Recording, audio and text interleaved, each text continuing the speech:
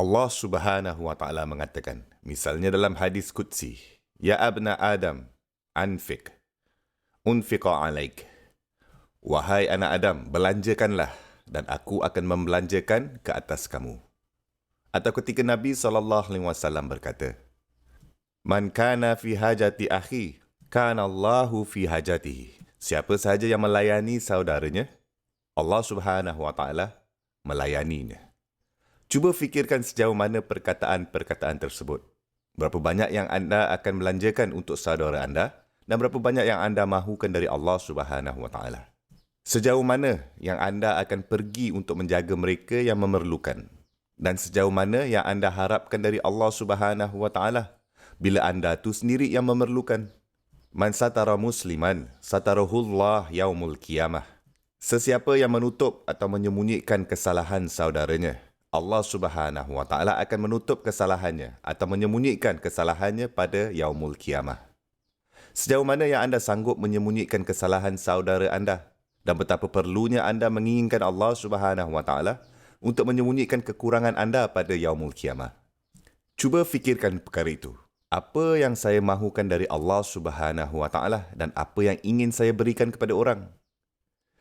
Sekiranya saya sendiri tak hirau pun walaupun sedikit untuk tutup rasa malu saudara saya, maka saya boleh menjangkakan pada yaumul qiyamah kelak bahawa rasa malu saya juga akan dipamerkan.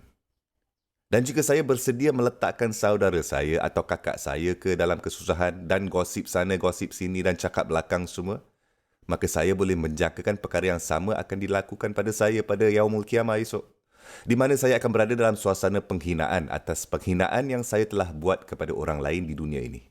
Nabi SAW berkata, man yassara ala mu'sir.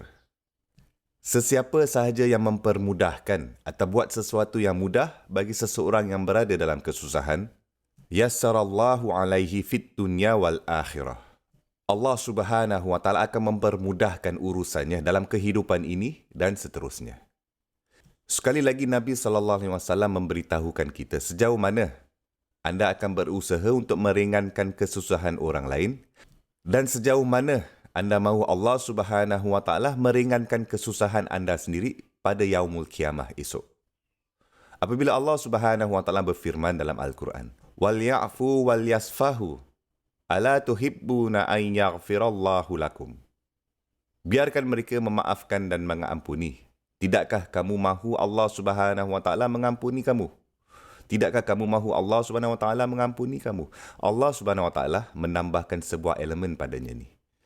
Apabila anda telah memaafkan, tapi anda pastikan bahawa orang itu tidak akan pernah lupa bahawa anda telah memaafkan dan anda membuat mereka berharap anda tidak pernah memaafkan mereka sejak awal lagi kerana anda kerap mengingatkan mereka tentang pelanggaran mereka telah buat dan betapa sedikitnya nilai pengampunan anda berikan padanya sebenarnya, maka anda boleh mengharapkan perkara yang sama dari Allah Subhanahu wa taala.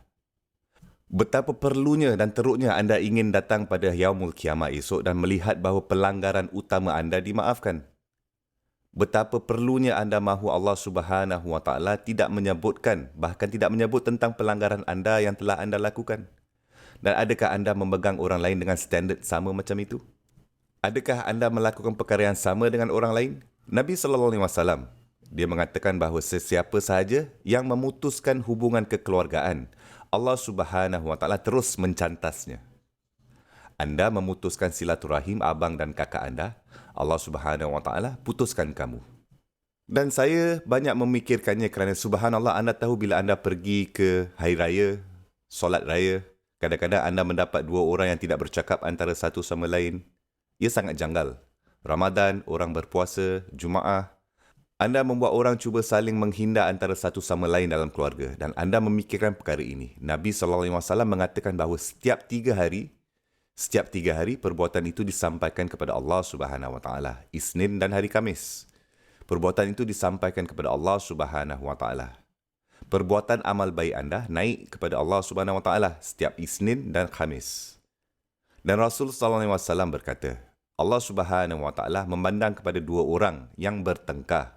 Dan Allah Subhanahu wa taala berfirman, anziru hazaini hatta yastaliha. Tinggalkan kedua-duanya sehingga mereka membetulkan apa yang ada di antara mereka. Tinggalkan mereka. Anda memikirkan perkara-perkara yang remeh yang anda izinkan untuk meletakkan halangan antara anda dan abang atau kakak anda dan ahli keluarga anda. Itu boleh merugikan Ramadan anda, yang boleh merugikan haj anda, yang boleh merugikan semua perkara ini. Kenapa? Kerana ego. Kerana ego anda pada dasarnya. Kerana ego anda. Okey, sekarang ini bukannya merujuk kepada hanya untuk jelaskan kerana saya harus memberikan penafian ini untuk seorang abuser dan orang yang didera. Bukan ya. Sebaliknya, ini merujuk kepada pentengkaran dan untuk membuat islah dengan mereka yang sedang bertengkar, yang anda bertengkar dengan. Berdamai dengan mereka yang anda sedang bertengkar. Tidakkah anda mahu Allah Subhanahu Wa Taala melakukan perkara itu dengan anda? Tidakkah anda mahu Allah Subhanahu Wa Taala memperlakukan anda dengan cara yang sama? Jadi mengapa tidak maafkan? Mengapa tidak kamu memaafkan? Dan satu perkara yang sangat ketara tentang semua ayat ini dan semua ahadith ini ialah Nabi SAW, beliau menggunakan perkataan yang sama setiap kali. Dan Allah Subhanahu Wa Taala juga menggunakan perkataan yang sama setiap masa. Irhamu man fil ard, yarhamkum man fis sama. Tunjukkan belas kasih kepada mereka di bumi ini dan Dia Subhanahu Wa Taala yang berada di langit akan menunjukkan belas kasih kepada kamu. Belanjakan dan aku akan membelanjakan ke atas diri kamu. Maafkan. Tidakkah kamu ingin Allah mengampuni kamu? Semua ini, Nabi SAW menggunakan perkataan yang sama untuk menunjukkan kepada anda bahawa Allah Subhanahu Wa Taala akan memperlakukan anda sama seperti anda memperlakukan orang lain. Allah Subhanahu Wa Taala akan memegang pada standard yang anda telah bagi pada orang lain. Oleh itu, jika anda mahukan rahmah dari Allah Subhanahu Wa Taala, jadi berapa banyak yang sanggup anda nyatakan rahmah sebagai manusia kepada manusia yang lain? Berapa banyak yang anda sanggup berikan kepada orang lain? Subhanallah.